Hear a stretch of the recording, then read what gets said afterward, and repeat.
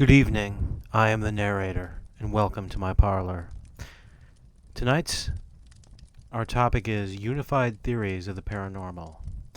Many believe all fortean entities are the same entities in different forms. There are two varieties of this theory. One, that multiple entities assume different forms. Two, that one intelligence appears in different forms. In other words, that there is only one entity. Both are based on the shape-shifting seen in fortean events, and on the language used to describe them, i.e., the phenomena. However, I believe there are multiple phenomena. Entities don't just differ in appearance, in the archetypes they evoke, but in behavior and responses. The latter depends on us as much as them, but these differences suggest different agendas. Entities also seem to vary in power and ability. Some do things others can't. Greys and BEKs are both humanoid, that is, both have one head, one torso, two arms, and two legs. Both have human facial symmetry, two eyes, one nose, and two lips. Greys seem to lack ears, but that's irrelevant. Despite their symmetry, they look inhuman. BEKs look human with one exception. They have hair, eyebrows, lips, noses, etc. Both frighten, though for different reasons. The Greys for fear of the unknown. We don't know what they are. BEKs because of sheer malevolence, which Greys lack. Moreover, their behavior differs. Greys abduct and perform weird procedures. BEKs struggle even to enter homes. Their apparent motives differ. Abductees describe changes in their interests and lifestyles, acquiring psychic powers, and so forth. Some even claim to have seen dead relatives in abduction environments, which I don't believe are spacecraft interiors. Clearly, the Greys exist to transform them, no matter how scary their methods. The BEK seem only to frighten. They are most likely just parasites of some sort. Above all, their abilities differ. Greys are capable of much more than BEKs. They are associated with aerial lights and displays. BEKs aren't. The Greys abduct, which I believe is removing abductees' psyches and transporting them to other realms. BEKs can't that we know of, though maybe some who have succumbed to them could say otherwise. In brief, BEKs need permission to enter. The Greys waltz right in. Or maybe permission was given and the percipient has forgotten. It has been asserted. I think it's obvious these entities are unrelated, that they differ in origin and agenda. They may use the same techniques in manifesting and changing appearance and apporting objects, such as the BEK's clothes. They may even be made of the same etheric matter, but ultimately I think they are different. Species, for lack of a better term.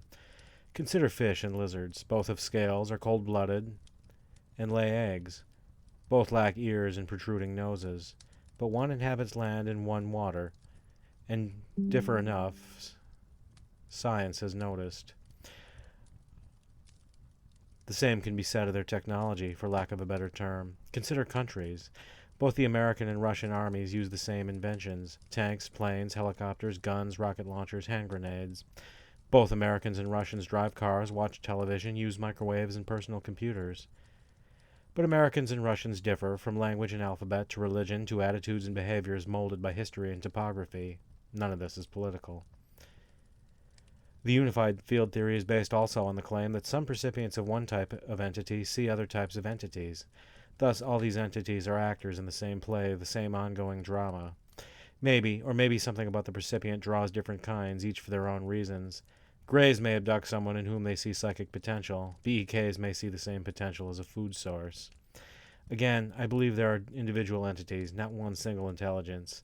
That these types are clearly unrelated precludes one. It is essential we don't posit a common source for everything. This is as true of us as it is for materialists.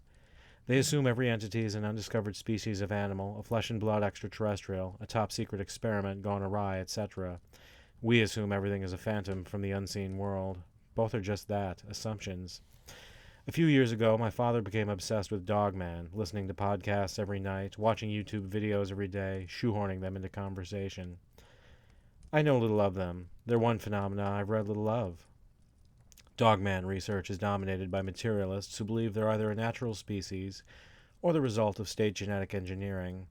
I don't know of any IDH proponents who have studied them in depth or formulated theories on them. Maybe there are and have, and I should read more. But if there were, they would likely claim they are interdimensional beings and have folkloric antecedents, likely either Celtic or Native American.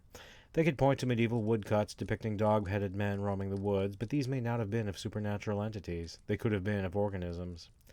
Dogmen needn't be flesh and blood, but they could be. Maybe they are, and IDH proponents would be incorrect.